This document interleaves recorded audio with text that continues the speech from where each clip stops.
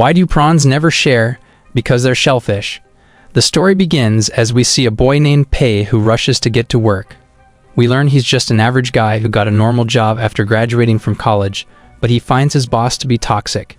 He makes it to the train station and the doors are about to close, but he charges in and manages to get on just in time.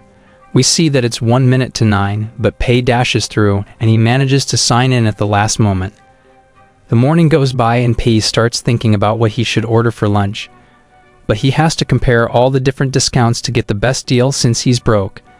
After he eats his lunch, he starts playing a game to relax, but when he notices his boss, he quickly tabs to a different screen. The boss watches from behind him, but doesn't notice anything. Pei continues with his game, but his boss constantly tries to catch him, trying to sneak up on him.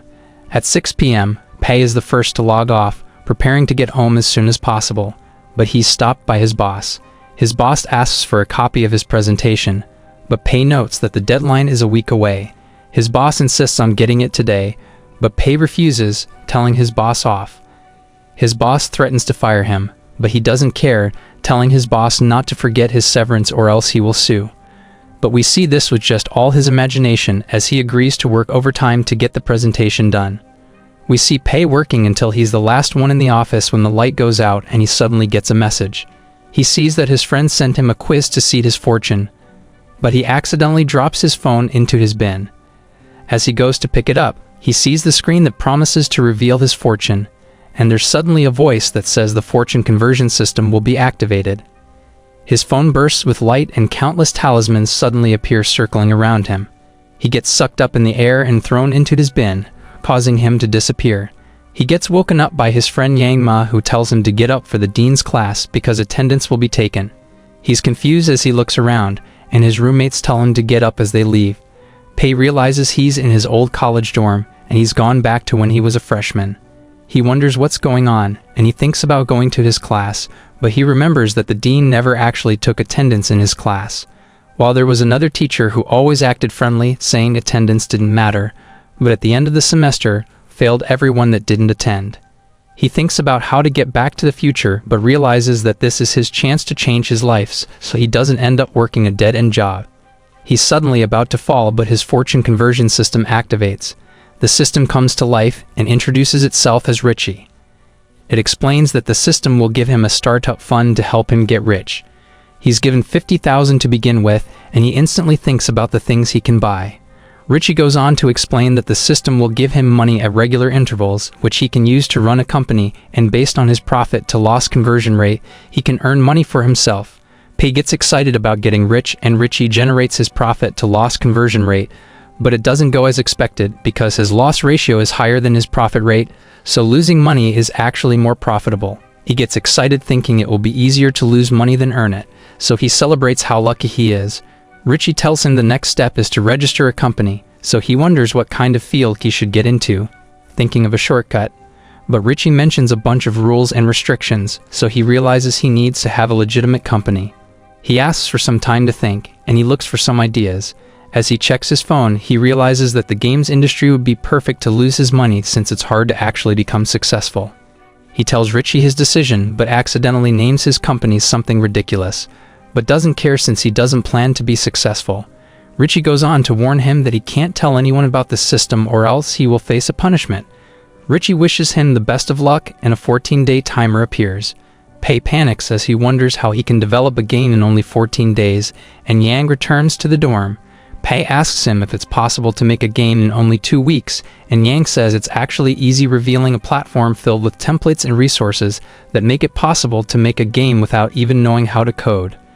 We see Pei looking over the platform in the library, realizing it's not the best, but thinks it's perfect for just making a bad game.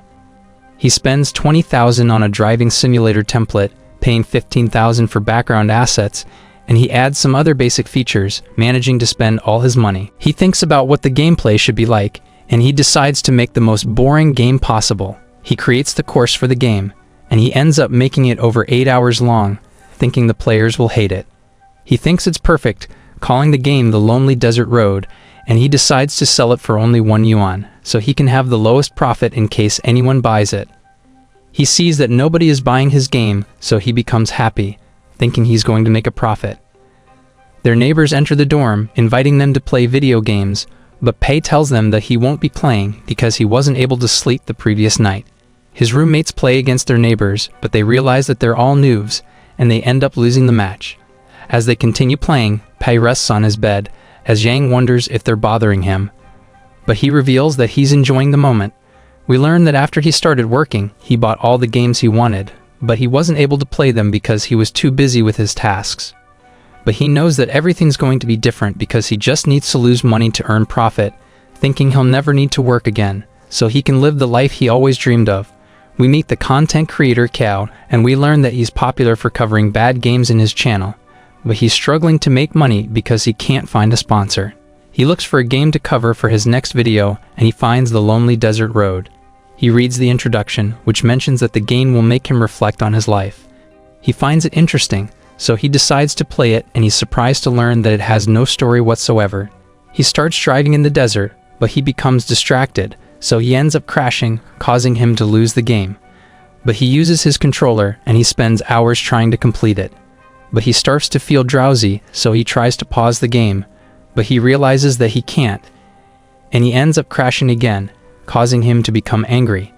He becomes determined to finish the game, thinking his gaming skills are being tested, so he decides to play it with everything he has, but he still struggles to clear it, and he's now frustrated, thinking about giving up, but a notification mentions that there's something waiting for him at the finish line. So he becomes curious, and he continues playing for hours as he starts reflecting on his life, thinking he has achieved enlightenment. He finally reaches the finish line, but the game congratulates him for wasting 8 hours of his life, so he becomes angry, calling it a scam. We see Pei in his classroom as Richie shows him his data, informing him that he has 11 days before the next closing date. He thinks he's about to make a fortune because nobody is downloading his game, but at that moment, he hears his classmates talking about it, realizing it has gone viral, so he rushes back home, wondering why people are buying it. And he checks his laptop, realizing that it has become incredibly popular because Chow covered it in his channel. Pei watches his video as he tells his viewers not to play Lonely Desert Road, calling it the most boring game in history, and he mentions that it congratulated him for wasting his time. But this made people curious, so they started buying the game.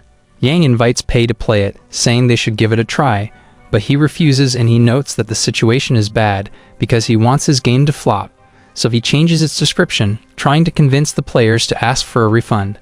But they tell him that the procedure is tedious, so they decide to let him keep the money. A few days later, we learn that Yang has been playing the game, but he wonders how it became viral, saying it's terrible, but people can't stop playing it.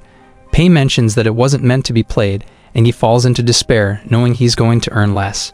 We cut to a man named Lee, who is the owner of a large gaming company.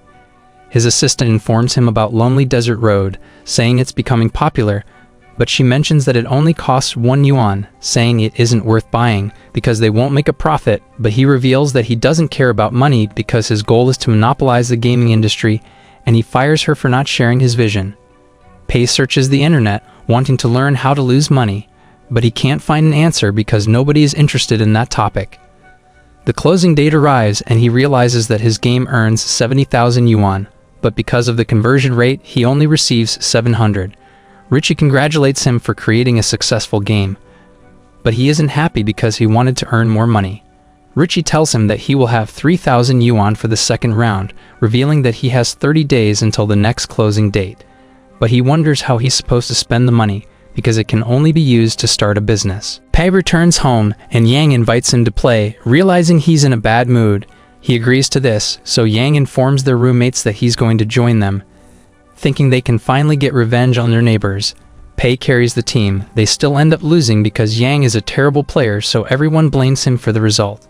He tells Pei that he should have done a better job, so he becomes upset, calling Yang a burden, but he suddenly comes up with an idea. That evening, Pei thinks about Yang, thinking he's the key to losing all of his money. Pei approaches him as he sleeps, but he sees Pei, so he panics, alerting everyone in the building. The next day, Pei continues to follow Yang, so he becomes upset, asking Pei what he wants. He mentions that he wants Yang, so everyone gets the wrong idea, and he tries to run away, but Pei stops him, saying he needs help developing a game.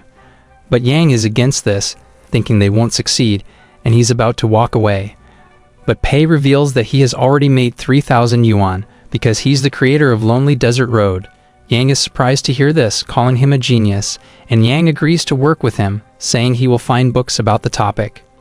Back in the dorm, we see that Yang bought books about programming and Pei thinks they're going to fail because he isn't being practical.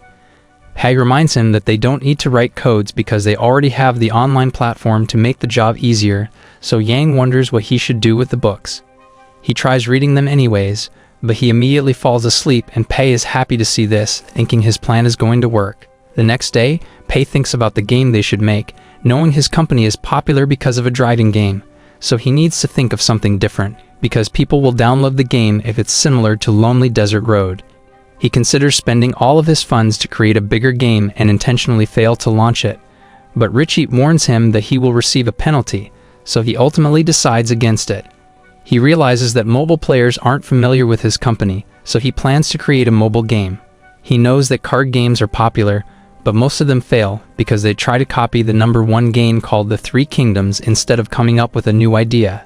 So he decides to make the worst card game in the world, telling Yang that they're going to hire artists to help them with the design. Yang tells him that there's a cheaper way to do it, but he's determined to lose all of his money, so he tells Yang that he's going to invest everything he has to create the best card game possible. They eat at a restaurant as Pei tells Yang to rewrite the stories of the characters, but he becomes worried, thinking it's going to ruin the game. But Pei tells him that they must not be afraid to innovate, saying he should let his imagination run wild. He thinks about turning the characters into strange creatures, and Pei calls him a genius. He decides to hire Yang, telling him that he will receive 3,000 yuan per month, and he's overjoyed to hear this. Meanwhile, Li's new assistant tells him that Three Kingdoms is losing players, because it's difficult to obtain rare cards. But he explains that the game won't be addictive if they change this, saying card games are on the decline, so they should just let it be. Li's assistant confirms this, and he mentions that Pei's company is planning to copy Three Kingdoms, saying there's no creativity whatsoever.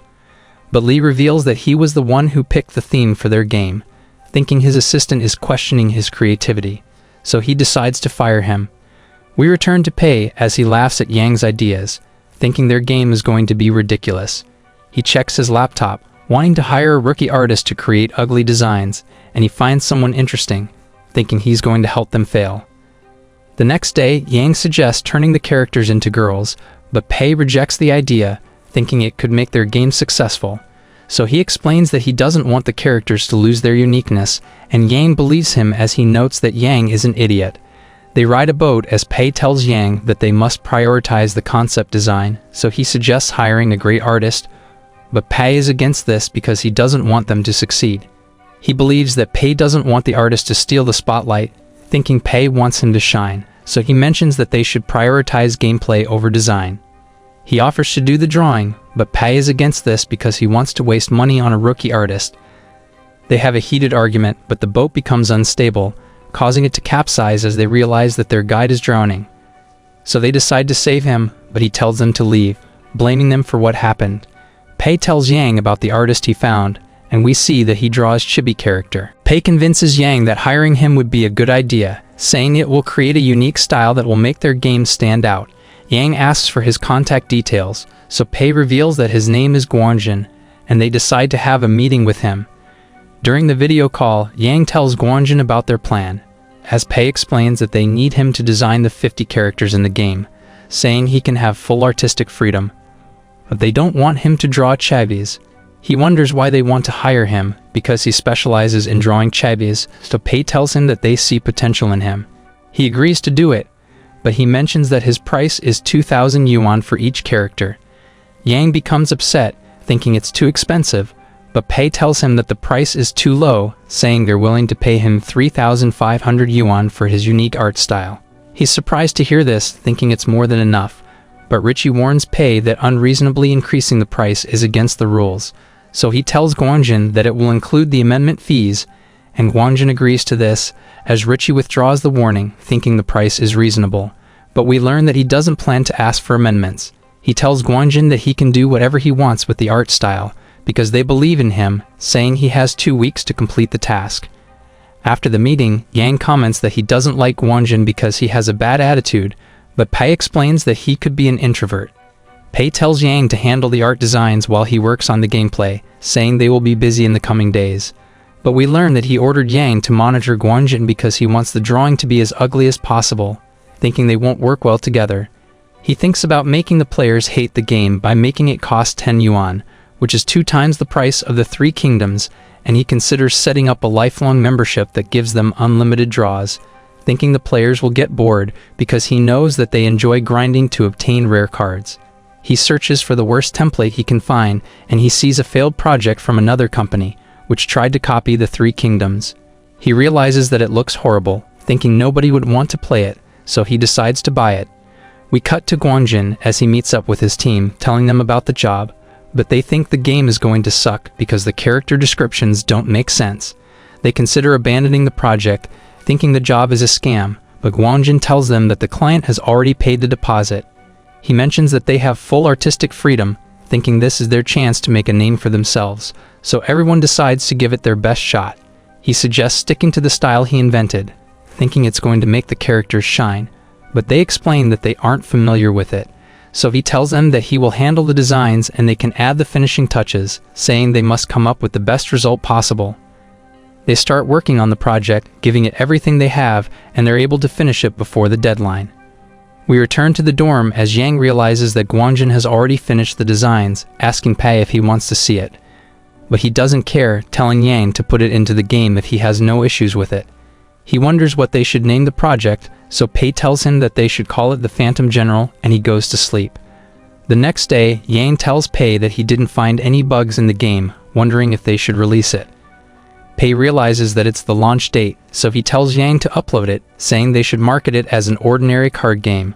Yang thinks he's trying to use reverse psychology, but he doesn't really care, and he just wants to lose all of his money to make as much profit as possible.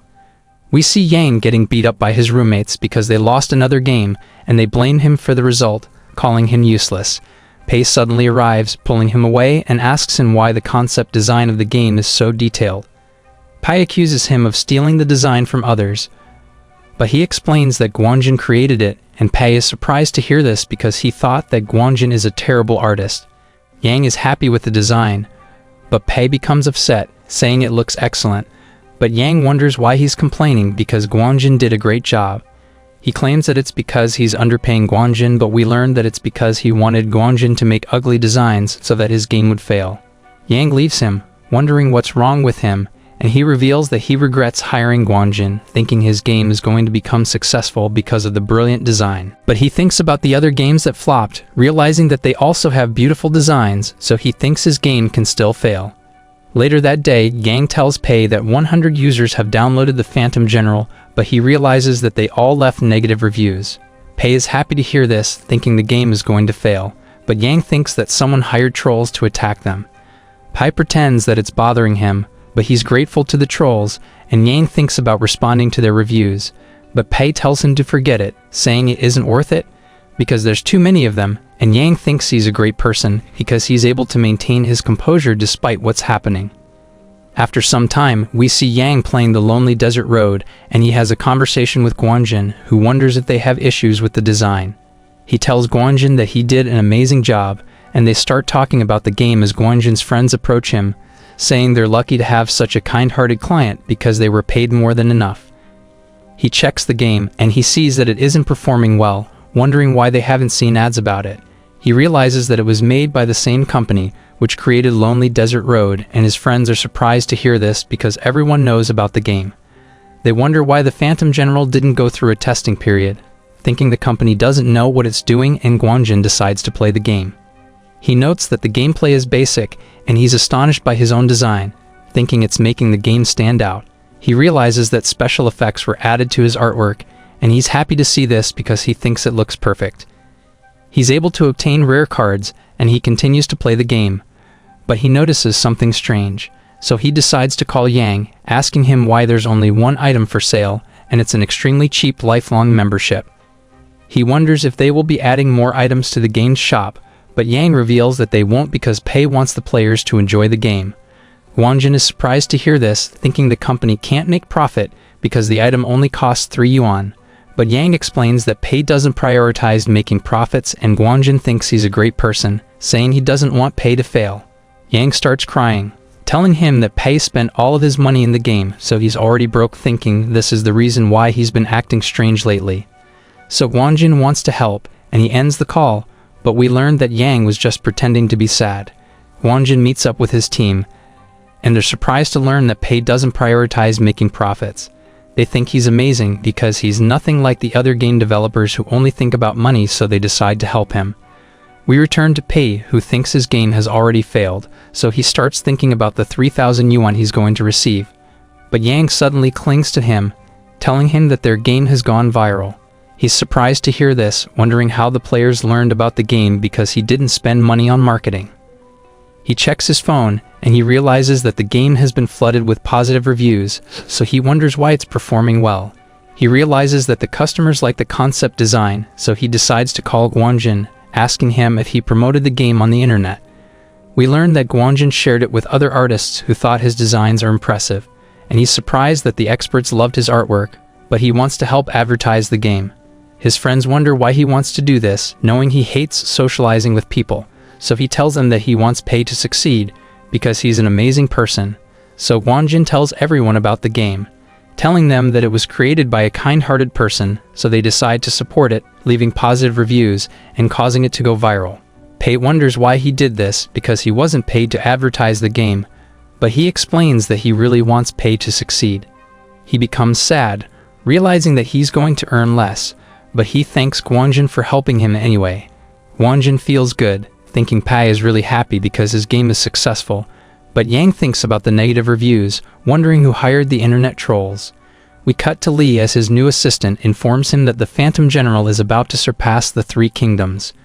We learn that he was the one who hired the internet trolls, and Li thinks that Pei chose to copy the Three Kingdoms because he wants to prove that he's better than Li.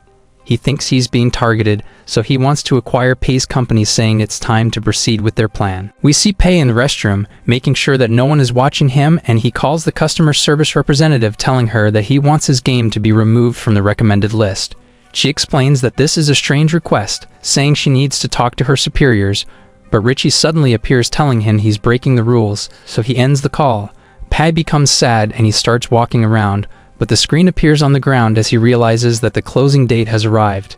Richie appears and it starts tallying, revealing that P made a net income of over 500,000.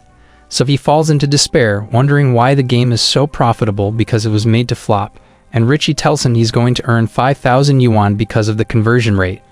Richie reveals that the next closing date will arrive in 90 days, and he thinks about how profitable his games have become, realizing that he's struggling to lose money. He hates Richie for increasing the starting fund, but Richie tells him that he already has enough for the next round, so they won't be increasing it. At that moment, he receives an additional 1,000 yuan as Richie reminds him that his games are still earning money. We return to Li as he tells his assistant that Pei's company has grabbed his attention, so he's willing to spend money to acquire it. Pei is watching a soccer game when he suddenly receives a call from Yang, who tells him that Li wants to buy their company. So he becomes overjoyed, thinking about accepting it. But he receives a warning because he isn't allowed to sell his company, so he's forced to reject the offer. But Yang tells him that Li is offering millions of yuan to buy their company, and he becomes devastated, but he still tells Yang to refuse it. Li offers to invest in their company, but Pei explains that he doesn't need it because he has more than enough money at his disposal, asking Yang if he can invest in Li's company instead. Li learns about this, so he becomes upset, thinking Pei is trying to humiliate him, and he starts seeing Pei as his rival. We see Pei and Yang eating in a restaurant as Yang wonders why Pei isn't in the mood, reminding him that his games are profitable. He refuses to talk about it, but we learn that it's because his games have earned 6 million yuan, wondering how he can spend all of it in 3 months. Yang says he's going to pay the bills, and he calls the waitress as Pei realizes that Yang is richer than him. Yang is surprised to see the bill, thinking it's too expensive, so he asks Pei if he can get reimbursed for the meal, and Pei comes up with an idea. So he tells Yang to wait for him and he leaves the restaurant. Pei calls Richie, wondering if he can file the meal as a company team building exercise, and Richie tells him that he can because it doesn't go against the rules.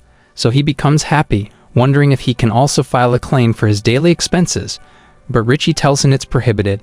He returns to Yang, saying he's going to pay for the meal. and they watch the news as the reporter announces that a new integrated system has been invented.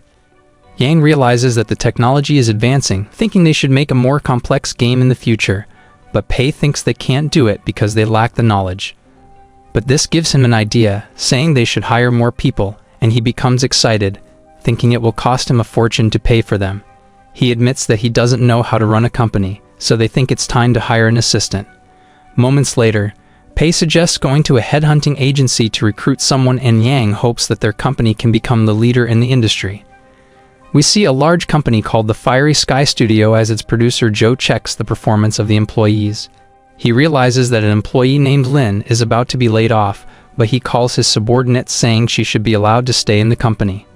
At that moment, Lin enters the room telling him that she wants to resign, so he becomes sad, wondering why she's doing this. She explains that she wants to achieve her dreams and the company isn't the right place for her, but she thanks him for looking after her. After she leaves, he calls his client saying he just completed his task, and he assures his client that Lin will stop dreaming of making games. We see Pei and Yang in a headhunting agency as they meet a man named Lawrence saying they want to hire someone, but he thinks they aren't worth his time, telling them that his services are expensive. But Pei reveals that he's willing to pay his assistant 400,000 yuan a year, so Lawrence immediately decides to entertain them. He starts asking for the details, and Pei explains that he wants a female secretary who can help him with trivial matters because he wants someone pretty to brighten up his mood. Lawrence shows him the resume of a girl named Xin Ha Lu, saying she has an impressive background, but Yang wonders why she left her job. So Lawrence explains that she doesn't want to work under a man, but he thinks that she will agree to work with Pei because he's nothing like her past employers, and he immediately decides to hire her. As they're about to leave the building, they see Lin watching news about the Phantom General, but Pei tells her that the game is trash, so she becomes upset, saying it wasn't created for profit as she mentions that it's a good game. He explains that the design is terrible, but she tells him that he knows nothing. Pei leaves the building, and Lawrence asks Lin if she's looking for a job, so she tells him that she wants to work for the company that created the Phantom General. He tells her that Pei is the owner of the company, so she immediately runs after him. But she isn't able to catch up to him, and she realizes she just missed her chance to land her dream job. We see Pei waiting in a cafe, and Lulu approaches him for her interview, so he tells her to take a seat. She reveals that Lawrence already told her about his company, saying she's impressed that he was able to achieve something as a startup. Thinking he's a capable young man, she thinks she's the best candidate for the job, and she starts bragging about her skill set, asking him if he has any questions. But he realizes that he's supposed to be the one giving the interview because she's going to be working for him. So he explains that he's satisfied with her qualifications, telling her that she should only give him advice when he asks for her help. She accepts his terms, saying she can start working immediately, but he tells her that he doesn't have an office yet, which surprises her. So they visit a tower where they are shown around and told that they can rent it out. Pei asks Lulu if it's the most expensive office building in the city, and she confirms this, so he tells the man that he wants to rent the entire floor, and the agent is excited about this, calling him a generous person. Lulu reveals that the area is about 3,000 square meters and the price for renting it is 360,000 yuan per month, but the man explains that he can have it for a cheaper price if he rents the entire floor, saying he won't find a better deal in the city. But he thinks it's too cheap, and the agent is surprised. But Pei tells him that life isn't easy, so he shouldn't lower his price to satisfy his customers. We learn that Pei is thinking about the Phantom General because it's still selling like hotcakes, so he wants to get rid of as much of his profits. The man is overjoyed to hear this, and Pei tells him to draft the contract as he thinks about how much he has spent for the first month, thinking his move is brilliant. Moments later, Lulu tells Pei that the rental procedure has been completed, so they need to purchase the office supplies. She shows him the list of items they need to buy, but he tells her that they need to promote a good working environment for the team, saying the items are too cheap. She asks him about their budget, so he tells her that he's willing to spend 2 million yuan, but Richie warns him that he's going against the rules, so he lowers it to 800,000 instead. Lulu thinks it's more than enough, and he tells her to buy the best office supplies she can find, saying they need to give their employees the best experience possible. But she asks him about his office, so he tells her to spare no cost, and she decides to rent a unit for him, giving him the key card to access it. He realizes that this is a great idea, because he won't be able to return to his dorm if he works overtime, and Richie thinks this is reasonable, so he starts relaxing in his unit. Lulu shows him the recruitment policy, but he thinks it's too strict, telling her to change it, because he wants to attract the most useless employees in the world. But she warns him that they could end up hiring people who can't make games, and he realizes that his plan is flawed, because he will be going against the rules if the employees can't produce a game. So he tells her that he's going to hire the game developers himself, but she advises him to change the way he looks, and he asks her if he can file a claim for his clothes, so she explains that he can, saying a proper suit is necessary for business meetings. So he decides to buy the most expensive suits he can find, and he realizes that he's doing great thinking he's going to lose all of his money at this rate. He decides to hire another person without talent, and he thinks about hiring the laziest person in his school. He goes to a computer shop where we see a boy named Bao who is a gaming addict, and we learn that he was expelled from his school because of his poor academic performance. Pei thinks it's reasonable to recruit a veteran gamer, so he approaches Bao, saying he wants to hire him as a game designer, and Bao looks at him, thinking he's a scammer, so Bao tells him to go away. But he gives Bao money, saying he can have it as a salary advance, and this makes him interested. Pei tells him that they have excellent computers in the company, saying he can play there during his free time. But Bao reveals that he doesn't know how to develop games, so Pei explains that he has faith in Bao's gaming experience, asking him if he wants to develop the greatest game in the world. Bao accepts his offer, so he tells Bao to report in 2 days, and he becomes overjoyed because he always wanted to be a game developer. The next day, Pei meets a man named Huang, who is practicing for the interview, so Pei approaches him, asking him if he's going to apply for the company. Pei pretends that he's also an applicant, asking Huang why he's late for the interview, so he reveals that he's currently employed, and he thought about applying during his lunch break because he isn't happy with his job. The elevator opens, and he meets his superior named Liu, who thinks he isn't going to make it because Pei's company has strict requirements. He enters the elevator with Pei, and they start talking about Liu, so Bao reveals that he's the lead game designer, thinking his background is impressive, so Bao thinks he isn't going to get the job.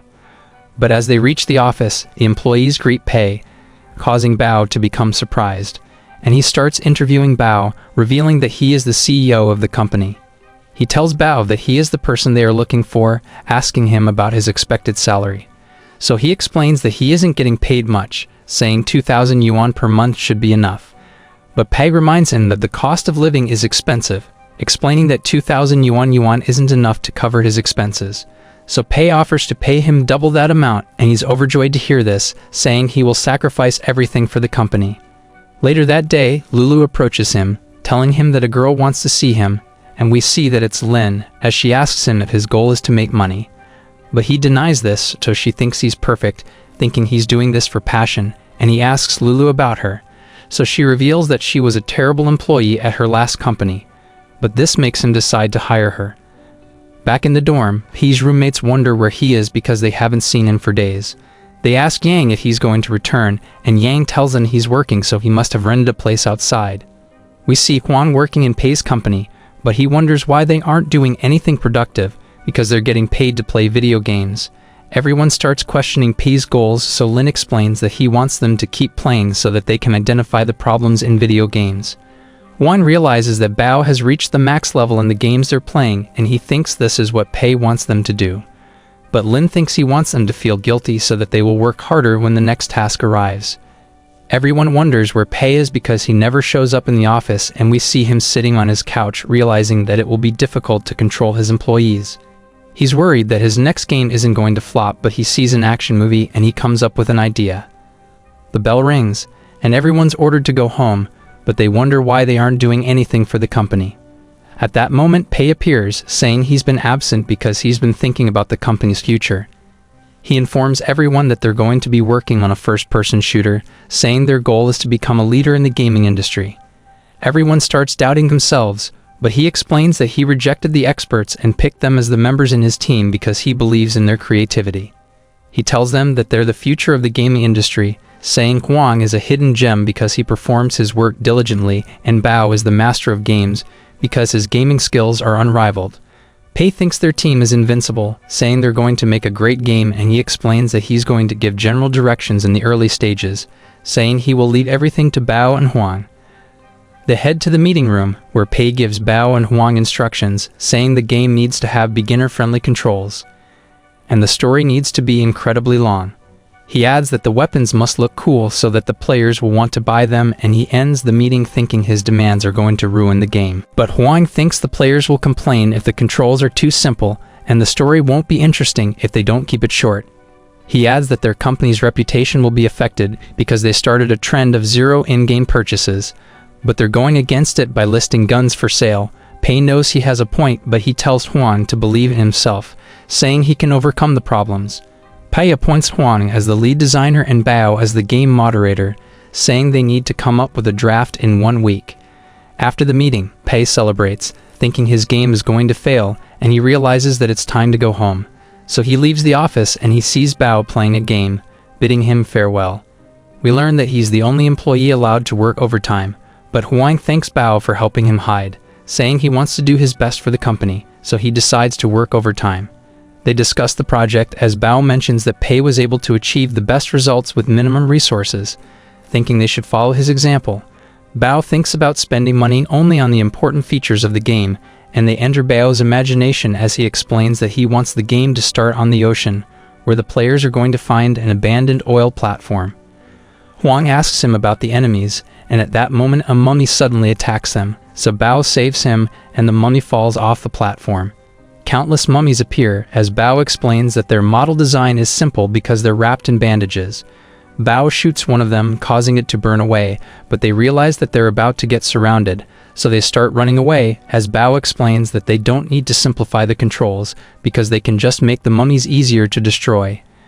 But he runs out of bullets, so they decide to retreat, climbing up a ladder, and they reach a safe spot where they discuss the story mode.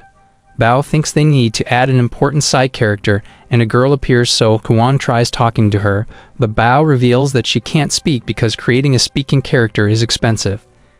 He explains that she'll be giving quests through her movements, and she leads Huang to a corner where he encounters a mummy, so he runs away, and Bao knocks it down. But mummies swarm the area, so the girl gives Huang a rifle, and he uses it to defend himself. Bao arrives in a helicopter, and he helps them escape, saying the players will be invested in the story if they establish a bond with the characters. They return to reality as Huang mentions that Bao is a genius, but he thinks Pei is smarter than him, thinking he didn't say anything about the game because he wanted them to have fun creating it. Huang shares Bao's opinion and they think he's an amazing person, calling him a visionary. They wonder what he meant by cool weapons, and they think he wants them to add a legendary weapon into the game. They continue working all night, and the next day, Huang tells Bao that their game is going to be amazing, saying he will do his best to make it perfect. But at that moment, Yang arrives, greeting Bao, but he's surprised to see Huang, realizing that he broke the rules. That evening, Huang sneaks into the office and he starts working overtime, but Bao tells him there's no need to rush the project, so he doesn't need to do this every day, but he explains that Pei didn't give them enough time to test the game, so he needs to go beyond his schedule. He tells Bao that his proposal is almost done, and he shows it to Bao, asking for his opinion, but he starts speaking in gibberish and Huang has no idea what he's saying. He gives Huang his suggestions, but we see Yang watching them, and he thinks about reporting them to Pei. The next day, we see Pei and Yang in their classroom, and Pei receives a message from Huang who tells him that the game's design's framework is complete, but he can't believe his employees are working so fast, wondering why they aren't slacking off because he's giving them every reason to be lazy. Yang tells him that Huang has been working overtime in secret, and Pei thinks this is a problem. So he thinks about confronting Huang, but Yang tells him that Huang was just playing games during his overtime, so Pei changes his mind, realizing that Huang wasn't doing anything productive. He looks through Huang's proposal, telling him he's doing a great job, and then Pei tells Yang to ignore his behavior, saying he isn't doing anything wrong because game developers are required to do research by playing games. We return to the office as Huang tells everyone that the proposal has been approved, so they celebrate and they immediately start working on the project. We see Pei taking a bath as he realizes that he's still earning money with his past games, so he becomes frustrated, wondering how he's supposed to spend all of it. Yang visits him, telling him that all of his employees are going overtime to play games because Huang inspired them with his behavior. Yang thinks Pei shouldn't tolerate this, but he decides to spend money on them, telling Yang that they're sacrificing their health for the company, so they need to be paid for working overtime. Yang thinks he's an amazing person, but he explains that he's just giving them what they deserve, and he thinks they need to be treated better. so he comes up with an idea. The next day, Huang reports to Pei, giving him the project proposal, but he realizes it's going to take ages to go through it. So he tells Huang to take care of everything. But he tells Pei that he still needs to decide on the title of the game, and at that moment, he hears his employees ordering food.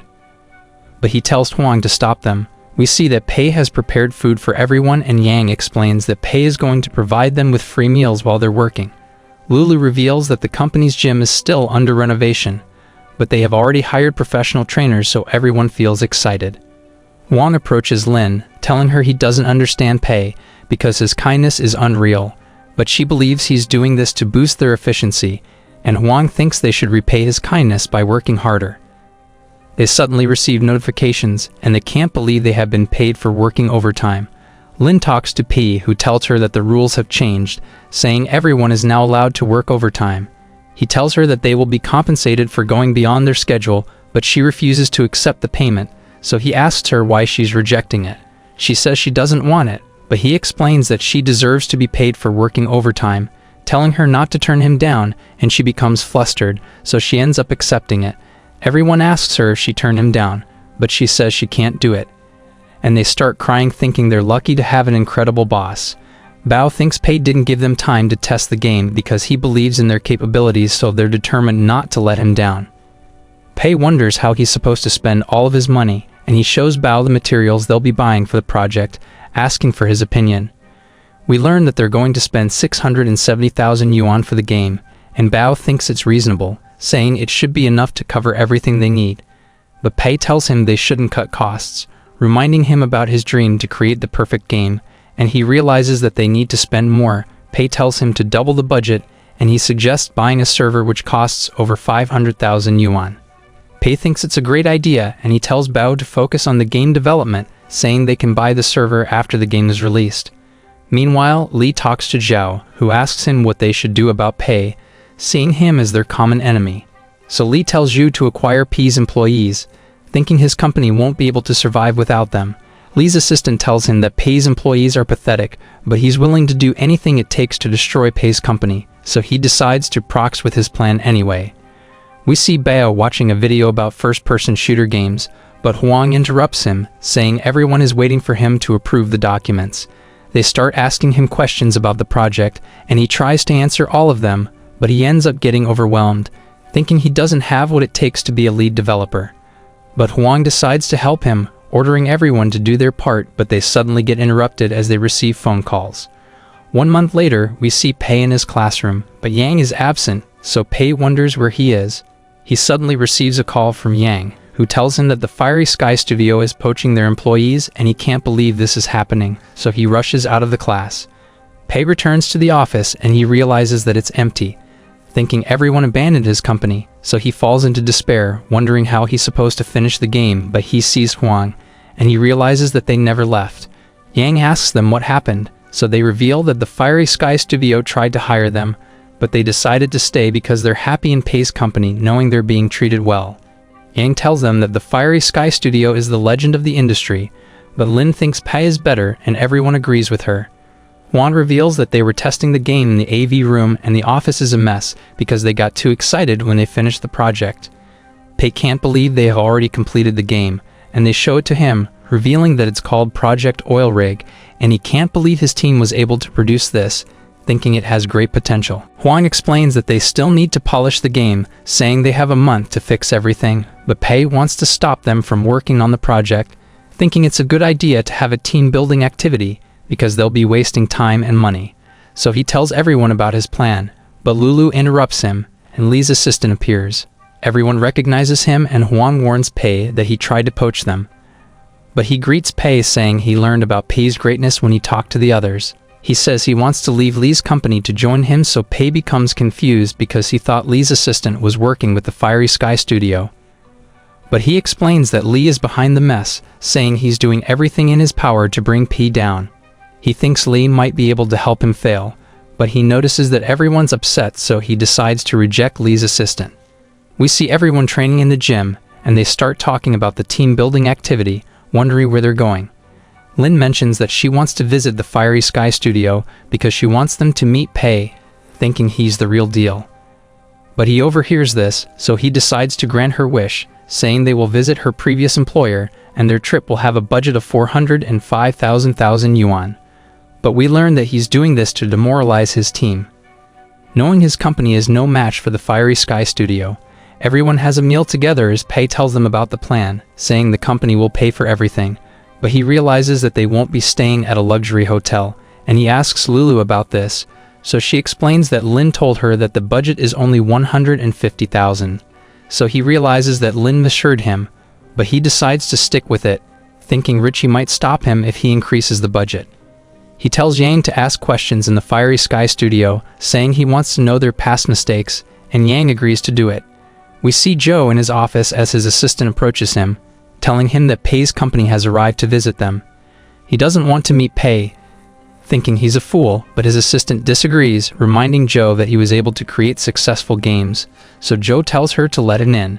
She allows Pei's group to enter, showing them around the company, and they're amazed by the facilities as Pei realizes that it would cost millions of yuan to build it. Pei meets Joe, and they greet each other, but Joe notes that Pei is wearing an expensive suit, realizing that he looks capable. So Joe starts seeing him as a threat, but all he can think about is wasting money, thinking he should invite Joe to eat at an expensive restaurant. Joe offers to show him around, because the company is so big that he might get lost, and Joe starts boasting about their facilities, telling Pei that he can learn from them. He offers to give Pei a limited edition doll, and he checks his collection, but Pei's team arrives and they start insulting the studio, thinking Pei's company is better. But they realize Joe is listening to them, and he sees Lin realizing she has decided to join Pei. He calls his employees and they have a meeting together as Yang asks Joe if he's giving his workers overtime pay because they're going beyond their schedule. But he denies this, and they are happy to hear this as Yang realizes that he isn't treating them well. His assistant introduces them to Pei's team, and she starts bragging about the games produced by their studio, saying Lin was a bad employee, so she never deserved to be in their company.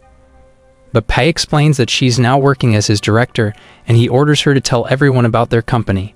So she explains that Pei isn't like the other game developers, saying Lonely Desert Road went viral because it was able to do something other games weren't able to accomplish. She explains that it was able to change people's lives while they were playing, but Joe notes that she isn't making sense, and Pei totally agrees with him. She adds that the Phantom General is successful because of Pei's foresight, saying he challenged the industry's taboo by making the purchasable items extremely cheap. Joe admits that she has a point, and she calls Pei a genius before returning to her seat. Joe delivers his speech, saying all their games are classics, so there's no need to talk about them, and he shows everyone the new game they're developing called Bullet Mark. His assistant stops him, saying they shouldn't tell Pei's team about it, but he insists, thinking they're nothing compared to their studio. He tells everyone about the game, and Pei wants his team to listen so that they will get demoralized. We learn that Bullet Mark is a first-person shooter, and Joe reveals that they're going to make the weapons look as realistic as possible. He knows that the players want to grind to improve their skills, so he has decided to make the game free to play, but mentions that the drop rate is so low that the players will want to buy the items in the shop. Juan realizes that Bullet Mark is a brilliant project, thinking Project Oil Rig is nothing compared to it, so he falls into despair, and Joe knows that he has just demonstrated his company's superiority, so he starts looking down on Pei's team. But Juan wonders why Pei looks so confident, thinking he must have a plan. But we learn that he's actually rooting for Bullet Mark, hoping it's going to crush his game. Pei's team returns to the office, where Lulu reveals that Pei is allowing them to go on vacation leave. Juan explains that he learned something during their team-building activity, saying Bullet Mark is going to be launching on the same date as their game.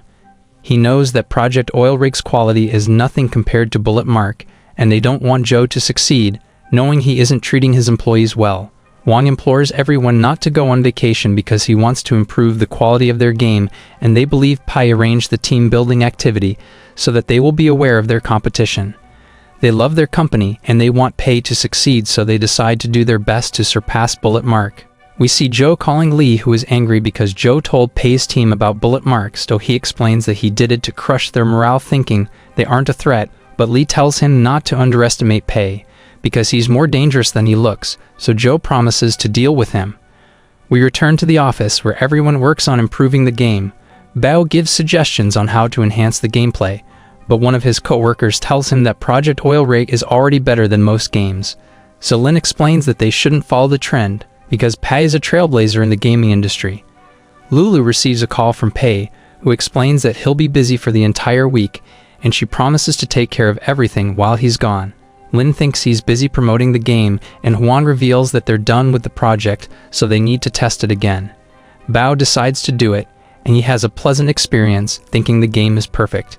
Meanwhile, Pei has just finished his exams, and Richie gives him a report, which mentions that the next closing date is 25 days away, and he still has 361,000 in his account. He knows he's doing well, and he thinks about wasting all the money so that he can make a fortune. So he calls Lulu, telling her to arrange another team-building activity, and he promises that everyone's going to have fun, saying they will spend 361,000 yuan for the event. We see the team in a private cinema, and they watch a movie together, but it suddenly cuts to a recording, and Pei realizes that the team has a surprise for him. They tell him that Project Oil Rig has been completed, and they're all looking forward to launching it right away. But Pei panics because he thinks it's going to do well if it's launched before Bullet Mark. So he tells everyone they shouldn't release the game yet, but Richie warns him that he isn't allowed to delay the launch for no reason. So he explains that they should celebrate before launching the game, and they decide to have a party as Pei asks Lulu about the vacation days he gave them. But Yang tells him that they decided to work instead, so they were able to finish the project ahead of schedule. We see that Bao is already drunk, and he sings a ridiculous song as everyone enjoys the party, hoping the game becomes a hit. Lin notes that everyone in the company is being valued, and she thinks Pei is an excellent leader, but she wonders why he looks worried, thinking he must be pondering about their future. But we learn that he's just thinking about how to lose all of his money, and Bao tells everyone that he was just a loser before Pei helped him discover his talent. So he thanks Pei for changing his life, and everyone starts crying, but they all end up getting drunk. The next day, they return to the office, but they realize that they haven't published the game yet, so they have no choice but to launch it immediately. Lin checks the download numbers, and she realizes that Project Oil Rig isn't performing well, because Bullet Mark launched on the same date, but they think it's going to improve after they market the game. But they realize that Pei didn't spend money on marketing, so they start to wonder if he even knows what he's doing. But Bao tells them not to doubt Pei, reminding them that his previous games did well, because he's a marketing genius. Lin believes he's trying to train their endurance by testing them if they can perform under pressure, and Huang thinks they need to do something. So they approach Lulu, telling her they need a budget to work on the patches for the game. Bao explains that they need players to test the game so that they can gather data to optimize the experience. But they don't have a large player base, so he suggests paying testers to give their feedback. But Lulu reveals that Pei didn't allocate a budget for this, so they decide to pay the testers themselves. Lin mentions that she knows a professional gamer known as King, and Bao recognizes him, saying he's a legend in the esports industry. She reveals that she sent him the link to their game, hoping he can help them promote it after he plays it. We see King as he's about to download Project Oil Rig, thinking it must be a terrible game, and he can't believe the legendary weapon costs 888 yuan, saying it's too expensive. But he decides to try the game anyway. He enters the game, wondering what he's supposed to do because he wasn't given an introduction. He looks around, thinking the graphics are bad, and he sees a girl who tells him she needs his help to escape. But a mummy suddenly attacks her, so he takes a weapon and uses it to shoot the mummy. He realizes that he needs to protect her to complete the stage, and he sees more monsters approaching, but she gives him an assault rifle, so he uses it to shoot them down as he notes that the controls are smooth. Thinking beginners won't struggle to learn the game, he follows the girl, who tells him she's too hungry to move, so he gives her a candy, and she starts entering the passcode to open a door. But a swarm of monies appear, and he tries to take them down, but he runs out of ammo, so he decides to retreat with the girl, but a mummy catches up to them, and it easily overpowers him.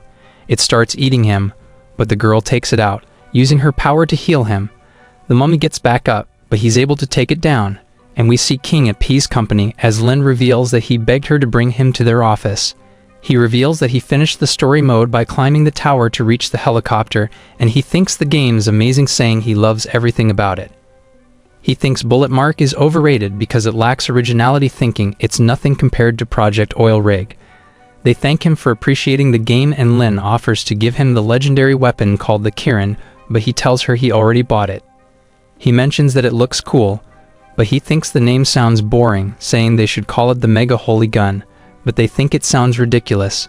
He asks them why there's only one item for sale in a shop, so they tell him it was Pei's idea because he wanted to sell a legendary weapon in the game. But they thought about the lower class weapons, and Pei didn't mention anything about them, so the team decided to make the other weapons free. Lin offers to pay him for testing the game, but he refuses, saying he wants their game to succeed, so he's going to cover it in his livestream. We see Pei in his classroom as Yang tells him that Project Oil Rig isn't doing well, so he should return to their office after the exam. He thinks everyone is depressed because the game failed, thinking he needs to cheer them up when he returns, but he's actually happy knowing he's going to make a fortune. But Yang tells him that the game is gaining traction, saying it could go viral, so he becomes worried, thinking his game is going to become successful again. Pei returns to the office and he notes that everyone appears to be on the edge, thinking Yang must have lied to him, but they suddenly surround him, telling him that the game has gone viral and they congratulate him as they start celebrating their success. He returns to his office and he wonders why the game didn't fail, thinking his employees must have advertised it in secret. Juan gives him an analysis, explaining that it contains the factors that contributed to the game's success, so he reads it, realizing that King promoted the game because he loved everything about it, saying the controls are beginner-friendly and it even has a great story mode. But Pei thinks this doesn't make sense because he came up with those concepts, thinking the players are going to hate it, so he realizes that he's the reason why his game didn't fail. Pei's team thinks he's brilliant because he decided the game's direction from the beginning and his ideas made the game stand out. Pei walks past them and he appears to be depressed, but they think he's cool because he can stay calm and collected despite everything that's happening. We see Pei on terrace and we learn that he went through the comments of the players, realizing that they all loved his game. He reveals that he made 400,000 from the Karen alone, and he knows that his game is still gaining traction, so he could end up making millions before the next closing date. He starts to feel depressed knowing he can't spend all of it, but Lim tells him to calm down, saying he can talk to her if he isn't feeling well, but he knows she will never understand what he's going through. She thinks he feels bad that their game crushed Bullet Mark, and he can't handle Project Oil Rig's success, so she tells him to take a break, saying his team will always be there to support him.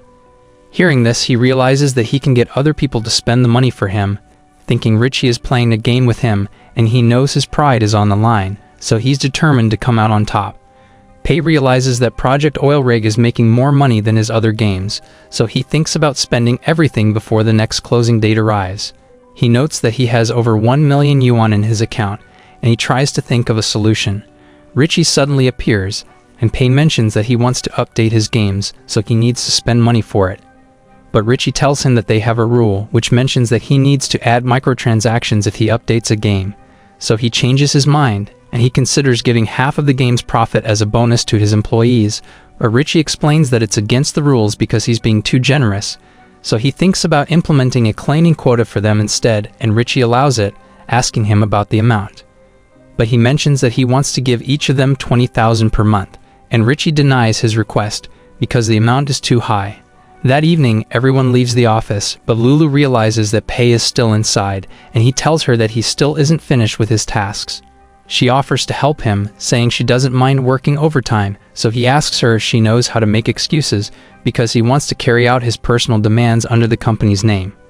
She thinks he's about to do something illegal, but he explains that he just wants to use the company's profit to give the employees benefits, so she decides to help him, and he explains that he wanted to share the company's profit with his employees. But someone set a limit for him. He asks for her advice, so she suggests sharing 50% of the profit as a project bonus, saying it sounds reasonable. He asks her if he can implement a special claiming system, so she tells him there's a solution, saying it's reasonable to give 3,500 yuan per month for each employee. But he explains that he wants to give them more, so she suggests getting each of them a 1,000 yuan shopping card, and he realizes she's brilliant, thinking she's the best member of his team. The next day, Lulu gives him a budget report and he goes through it, thinking he's finally able to outsmart the system. Richie examines it, saying it doesn't go against the rules, but he mentions that being thrifty is a virtue. Pei goes out with his team and he tells them that they can each claim up to 3,500 yuan. Saying he'll even give them gift cards so they can buy anything they want. They start shopping as Pei notes that he has 2 hours left before the closing time, so they need to spend money fast. He points them to the flagship store of the Shanwa company, and they decide to check it out, realizing that it's filled with interesting gadgets. Wang considers buying a laptop, but he mentions that the company's computer is better, so he thinks he doesn't need it. But Pei tells him that it offers him convenience because he can use it to work anywhere he wants. Pei approaches an employee named Ming who is checking out a gaming phone, but he thinks it's too expensive, saying his phone is still in good condition. So Pei reminds him that the company will pay for it, telling him he's going to need it when they develop mobile games. Bao looks at gaming equipment, and he mentions that he has already spent all of his money, so Pei tells him he's doing great. Pei approaches Lin, asking her what she wants to buy, but Yang runs past him, and Pei asks him why he's only taking phone cases. So he explains that he wants to keep changing his phone's appearance, thinking it will make him look cool, but Pei reprimands him, telling him to spend more money. He takes all the phone cases in the store and he gives it to Yang, telling him to buy all of it. As Lin observes them, thinking Pei is a great person because he's giving his employees special benefits. Moments later, Lulu tells Pei that everyone has achieved their spending target, and he thinks about all the money they spent, realizing it's not enough. So he asks her if he can use the company's money to buy what he wants, and she tells him he can buy items that can improve his work efficiency. He enters a store, saying he wants to buy a watch, but he realizes that he can't buy the most expensive one, and he asks Richie why he can't spend more than 40,000 for a watch. So Richie explains that his net worth is only 40,000, so he can't buy items above that price. Pei goes on a shopping spree, but his employees still think he's thrifty because he only bought work-related items and none of them are overpriced. He realizes that he has a few seconds left before the closing time, but he still needs to spend money, and he sees a perfume. But Richie tells him he can't buy it, saying it isn't related to the company's business. But he explains that he's buying it for a client, and he realizes that Lin hasn't bought anything yet, so he decides to buy it for her, causing her to become flustered. Richie examines her, and he realizes that she has a net worth of 10 billion yuan because she's the heiress of the Shanhua group, so he allows it, and Pei is able to spend all of his money before the closing time. The system gives him a report, and he realizes that he lost 20,000 yuan, so he celebrates, knowing he has defeated the system. He tells everyone that he has an announcement tomorrow, and Lin thanks him for the gift, but he wonders why Richie allowed him to buy it for her. The next day, everyone gathers at the office, and Pei recognizes Huang and Bao as the best employees, so he gives them awards, but he announces that Huang no longer needs to work because he's going to be replaced by Ming, so everyone becomes confused. We learn that he wants to eliminate his most talented employees because he wants his games to fail. But he tells Huang that he's going to receive 1 million yuan so that he can start his own business, and he's overjoyed to hear this. Pei approaches Bao, knowing he wants to do nothing but play, so Pei gives him unlimited paid holidays, but he explains that he wants to stay in the office. So Pei advises him to expand his horizon, and he reluctantly accepts the offer. Pei concludes the awarding ceremony, and he tells everyone that they're going to be working on another project. Huang is about to leave the office when Lulu approaches him, telling him that the money will be transferred to his account after he comes up with a business idea. He reveals that he always wanted to work in the gaming industry, and he thinks Pei is letting him go because he has a bigger plan for him. He sees Lin and Ming, telling them to update Project Oil Rig while he's gone. But Ming tells him that they won't be updating the previous games because Pei wants to focus on the next project. Huang can't believe this, knowing the company will make more profit if they update the games, and Ming thinks he still isn't ready to lead a new project. But Lin believes in Pei, thinking he has everything under control. Pei checks the system, realizing that he has 1 million yuan in his account, and the next closing date is 90 days away. He plans to take it easy, thinking 90 days is more than enough to create a bad game, but he thinks about controlling the pace because he doesn't want his employees to complete the game early, thinking they might update the previous games if they get the chance. He recalls that he needs to add microtransactions if the games are updated, and he doesn't want this to happen, knowing it's going to make the games profitable again. He thinks about how to ruin his next project, thinking he made a mistake by trusting his best employees, so he decides not to give Ming a chance to develop the game freely. Pei has a meeting with Ming and Lin as he thinks about handling the project himself so that he can make it as bad as possible. He explains that he wants to develop a game that will reflect the current situation of the gaming industry, saying it should help the players realize that they shouldn't spend their time playing games. He mentions that the players will only interact with a 2D character in the game, and it's going to focus on the storytelling, but he wants it to be as boring as possible, thinking nobody would be interested in a project called Game Producer. Ming wonders if they need to work on the 2D designs, but Pei is against this because they won't be spending money that way, so he wants the game to look unique. He shows them what the game is supposed to look like as he explains that the players will be playing as a game producer and they need to make choices as they develop games. Each decision will lead the players to a different ending, and the choices are complicated, so they need to think carefully because their decisions will affect the project's success. There's suddenly a blackout, so everyone wonders what's happening as Pei explains that sudden events can also be added into the game. Lin thinks the players could get bored because the NPCs aren't interacting with the main character, and Pei admits that she has a point, so he decides to give them the ability to communicate. He explains that they will add narrations to the game, and we see them gossiping about the main character. Ming finds the idea interesting, and Pei plans to humiliate the player with the narration. Thinking it will make the game controversial, Pei and Yang prepare for the winter break, and Yang asks Pei if he can stay in his unit. Pei grants his request, but asks him why he isn't going home for the vacation, so he explains that everyone's still working in the company, so he wants to do his part. But Pei tells him that he should enjoy his winter break because he's still a student.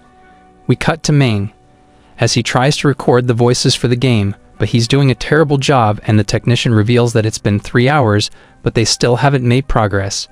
Ming starts to lose hope, thinking he's useless, but Lin tells him that Pei believes in him. She shows him Pei's script, saying the game will be ruined if the player follows the narration, because it will lead them to choose an option that prioritizes profit. So she thinks it isn't meant to be taken seriously. Thinking Pei wants to expose the greedy people in the gaming industry, so Ming is determined to do his best to make the game successful, and they start making progress. But the technician interrupts them, asking them what will happen if the player doesn't follow the narration. So they tell him that it will lead the player to a bad ending, saying the gaming industry is cruel, but their company is successful because of Pei. After the recording, Lin and Ming walk home as Lin mentions that joining Pei's company has changed her life. Ming asks her about the Fiery Sky Studio, and she recalls that Joe ordered his employees to copy other games, thinking he's nothing compared to Pei. She wants the public to learn about the industry's bad practices, so she's looking forward to their game's release. After the holidays, Bao returns to Pei, who realizes that Bao is in terrible shape, so Pei wonders what happened to him because he thought Bao was enjoying his vacation. He begs Pei to let him work again, saying he feels empty because he can't pursue his passion. So Pei allows him to work for the company again, and as he touches the mouse, he immediately starts to feel better.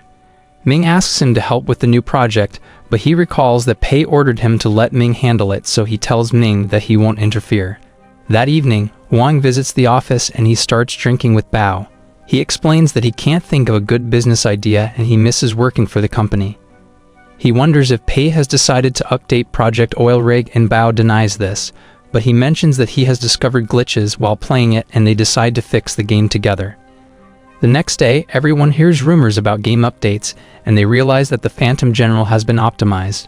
So the players are excited, saying they want to support the game by paying for new items, and the team can't believe that thousands of people share this idea. Pei returns to the office and Lin tells him what's happening, but he tells her to ignore the players, saying the team won't update the Phantom General, but she tells him it's slowly being optimized, so he orders her to look for the people behind this. After some time, we see Guanjin entering the office and Lulu recognizes him, knowing he's an artist. He shows her a flash drive, telling her to give it to Yang because it contains the new characters for Phantom General. She wonders if Pei asked for it, but he tells her it's free and he's about to leave, but she thinks he's the one who optimized the game, so she stops him, telling him to give it to Pei. She leads him to Pei's office, but he explains that he isn't good with people and he's about to leave, but she opens the door, telling Pei that Guanjin is looking for him. He tells Guanjin that he doesn't plan to update the Phantom General, but Guanjin tells him that his company has made a name for itself, so the players have high expectations for him. He realizes that he needs to change his strategy because his company has a good reputation, so people will buy his games even if he doesn't advertise them. He thinks he needs to make everyone hate his company, and he tells Guanjin to forget about the Phantom General, because he needs Guanjin to help him with the next project. Moments later, Ming shows Pei the game they're working on, and Pei likes it, calling Ming a genius.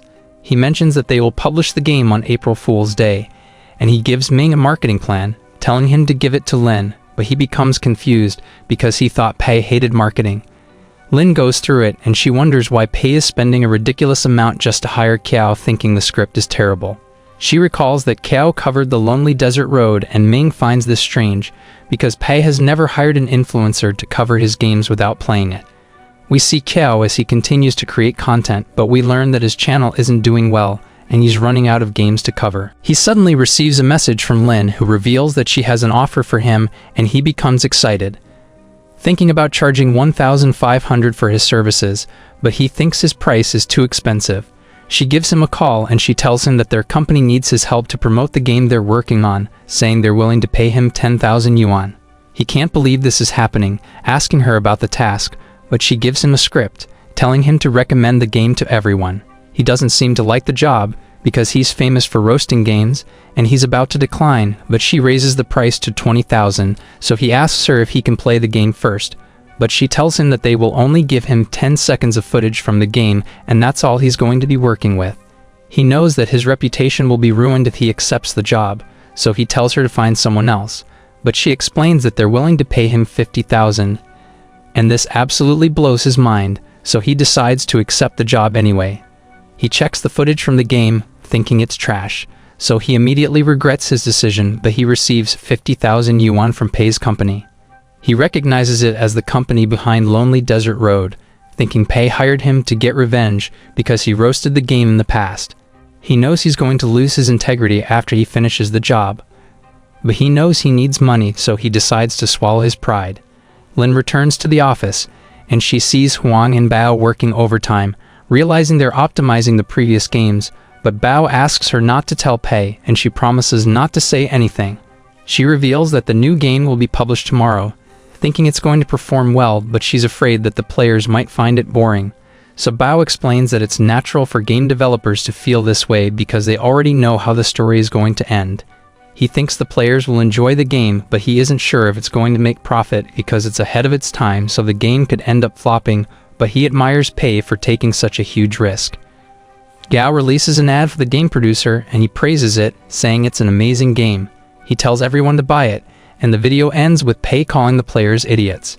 The team doesn't like it, but Pei thinks it's brilliant, and Lulu reveals that the people aren't happy with the ad. They know that the company paid Kyo to create it, thinking they ruined his reputation, so they're planning to boycott the game. But Pei notes that everything is going according to his plan. Yang mentions that only few players downloaded the game producer because everyone hates their company, and Ming blames himself, thinking he has failed Pei. Wang appears with an editor named Hu Yu, and he explains that she will interview everyone, thinking this is their chance to save the company's reputation. But during her show, we see that she exaggerated the news, making it look like Pei is a terrible boss, and Lin sees this, so she becomes upset. We learn that Hu Yu's company is working with Li, and her boss ordered her to turn Pei into a public enemy. But later that day, Lin confronts Hu Yu, telling her to stop reporting fake news, and they start to argue. But Hu Yu's boss appears, and he reprimands her, telling her to stop making things up, because he doesn't want to offend the Shanhua group. So Lin calms down, telling him to deal with it, and she walks away as he explains that Li is nothing compared to her because she's the heiress of the Shanhua group. We see Hu Yu interviewing Pei, and she asks him why he accepted the interview, so he tells her it's all because of Lin, since she was begging him to do it. But Hu Yu thinks they're in a relationship, thinking they make a great couple, and she begins the recording, but Pei tells her that he only has time for one more question. She asks him why he makes games, so he tells her the truth, saying he's trying to ruin his games to lose money. But he knows that nobody will believe him. We see Kiao thinking about the public's reaction, knowing everyone hates him because they think he's a coward, so he realizes he messed up because he ruined his reputation. He wants to see how bad the game producer is, so he decides to buy it, realizing it costs 28 yuan, and he starts the game, planning to tell everyone how bad it is. The narrator tells him about his goal to reach the top, but he must first start with a computer, and he thinks the story is great because he can relate with the main character. Gao chooses to develop an MMORPG, but an NPC tells him he's going to fail, and he recalls the moment he decided to start a channel, but everyone doubted him. He becomes addicted to the game, but he ends up getting the bad ending because he followed the instruction, and the NPCs call him an idiot, saying he shouldn't be too greedy. He decides to try again, and he tries to do things differently, but an NPC mocks him, telling him he has lost all of his money, so he still ends up failing. He realizes that he has a lot in common with the main character because people also doubted him as a content creator. But he never gave up and his videos eventually gained traction. It looks like Kiao has finally achieved the good ending. But an NPC tells him that hard work won't guarantee his success, and he ends up failing for no reason. He thinks about how his channel isn't performing well, and he starts crying, thinking he was wrong about P because the game is a masterpiece. We return to Pei as he watches the news, realizing that Hu Yu described him as a legend, and she starts praising his company as she reveals that his employees are happy to have him as their boss. She mentions that he makes excellent games regardless of the cost, and Ming tells him that the game has gone viral because Chao covered it in his channel. Pei watches the video as Kiao mentions that he put up a performance with Pei's company on April Fool's Day, but the people didn't like it. He explains that everyone has been copying short videos to attract attention, and he mentions that he created the ad to expose what's wrong with shorts. He calls the game producer a masterpiece because it resonates with the player's soul and exposes what's wrong with the gaming industry. But he explains that the players hate it because of the ad, saying it was never meant to be taken seriously. Kiao encourages everyone to play the game, saying he was able to relate with the main character on a personal level because there are countless similarities between them. He explains that all artists feel loneliness because it's easy to be misunderstood when they voice their opinions, and he suddenly starts crying as he mentions that P never cared about the profit, and he created the game to wake everyone up. Hai becomes upset, realizing that Kiao ruined his plan, but the team celebrates. Knowing the game is successful, Pai falls into despair, thinking he's fighting against the world alone and he needs someone to help him fail. He suddenly receives a call from Lee, and he immediately realizes that Lee hates him, so he thinks he has finally found an ally. Lee accuses him of buying the media, and he believes Pei is taunting him, so he tells Pei that he won't go easy on him. Pei thinks Lee might be able to help him, but the system suddenly interrupts him as Richie appears, telling him that he has a special mission. But that's where this video ends.